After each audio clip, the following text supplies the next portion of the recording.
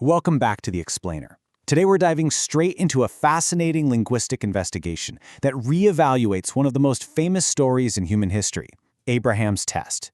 Now, if you're familiar with the Islamic holiday of Eid al-Adha, the festival of the sacrifice, you know it commemorates Abraham's absolute willingness to sacrifice his son as an act of obedience to God, all prompted by a dream.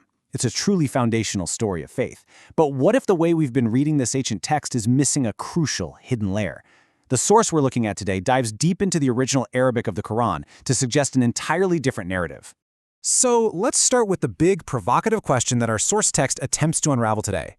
Did God really command Abraham to kill his son? I mean, for centuries, the conventional understanding has been a definitive yes. It was a literal command to test his faith, even though God ultimately stopped him.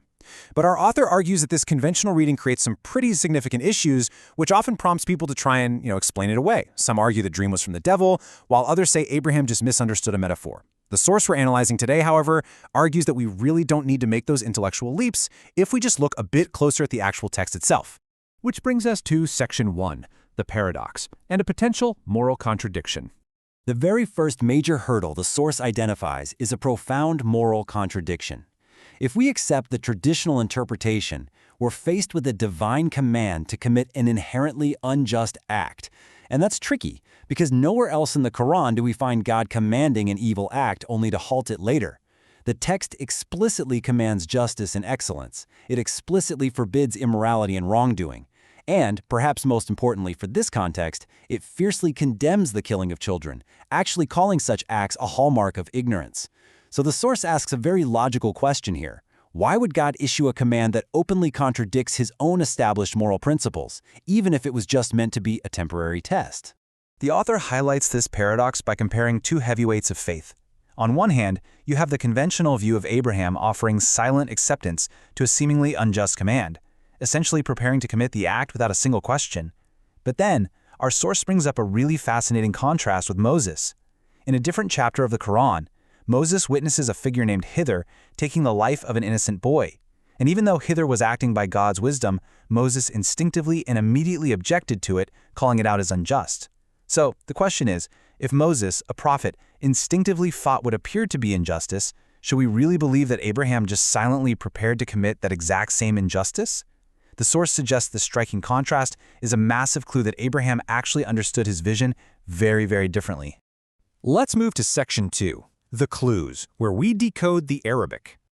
To figure out what Abraham actually understood, our author puts on their detective hat and looks closely at the original Arabic text of verses 37:100 through 112. The first major clue is the Arabic word talaq. Now, conventionally, in most translations of this story, this word is translated as laying or throwing someone down forcefully, like preparing the son for a literal sacrifice. But our source points out that the root of this word, lam, has a very distinct alternative meaning. It can actually mean to draw something to oneself, or to lay oneself down upon one's kin. Think about the physical action for a second. This alternative translation paints a vivid picture not of a forceful takedown of a victim, but of a deeply heartfelt, tearful goodbye embrace between a father and a son. The text even notes that the son submitted willingly, which honestly makes a forceful takedown logically unnecessary anyway. Okay, so the really crucial point here is that whatever Abraham and his son did, they actually finished doing it. Our source highlights that the verbs submitted, or aslama, and confirmed, or sadaqta, are explicitly written in the perfect past tense in the Arabic text. The conventional story says Abraham tried to sacrifice his son but was stopped, but the grammar implies Abraham actually completed the action of his vision. He didn't just attempt it, the text says he fully carried it out. But what about the word for sacrifice itself? Well, this is where it gets incredibly deep. The Arabic root is bh. Its core meaning is literally to split something. Now, yes, it can mean a literal slaughter, but the author explores this fascinating theory that the Quran is actually using a profound play on words here. Because this specific word is used as a noun only once in the entire Quran in this exact form, the source suggests it's emphasizing a severe, permanent separation. Like a family being completely split apart. It's a metaphorical sacrifice. The son is lost to the father forever, which, when you think about it, feels exactly like a sacrifice. All right, Section 3, the revelation and the separation theory.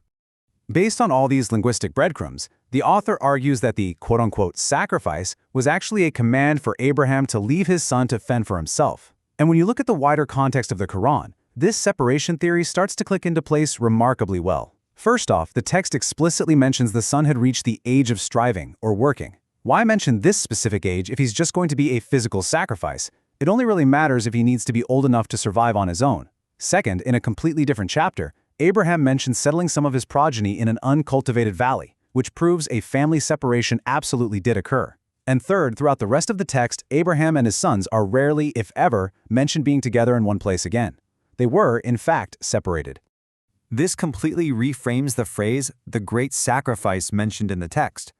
The traditional view is that a mighty animal, like a ram, was provided to be exchanged for the son's life. But our author points out a logical gap there. I mean, why would an animal be described as a mighty or great sacrifice when compared to a human child? It feels a little bit off, right? Under the separation theory, however, the great sacrifice is the profound emotional toll of a father leaving his beloved child behind in an uncultivated valley, trusting entirely in God for that child's survival. As the source notes, this is a highly self-contained and powerful explanation. The heartbreak itself is the great sacrifice. Which leads us to Section 4, the key: literal dreams versus visions. Now you might be sitting there thinking, wait a minute, didn't Abraham literally say he saw himself sacrificing his son in a dream? Well, yes, he did, and it all comes down to the precise, really magnificent use of language regarding dreams. The Quran uses two different words for what Abraham experienced. The first is al-manam, which means a literal dream, one requiring absolutely no interpretation. What you see is exactly what it is. The second word is al-ruqya, which means a vision that actually requires interpretation and foretells a future event. In verse 102, the text says Abraham saw in al-manam, his literal sleep state, that he was physically sacrificing his son. But in verse 105, when God speaks to Abraham, God specifically says he has confirmed the al-ruqya, the interpreted vision. So when we put this all together, the detective work reveals something pretty astonishing. Abraham saw the literal dream, the al-manam, of a bloody sacrifice. But he didn't act on the literal dream. He successfully interpreted the metaphor, realizing God was actually asking for the al-ruya, a vision of absolute separation. Think about it. If God had praised Abraham for confirming al-manam, it would literally mean Abraham slaughtered, or tried to slaughter, his son. But God specifically says he confirmed al-ruya.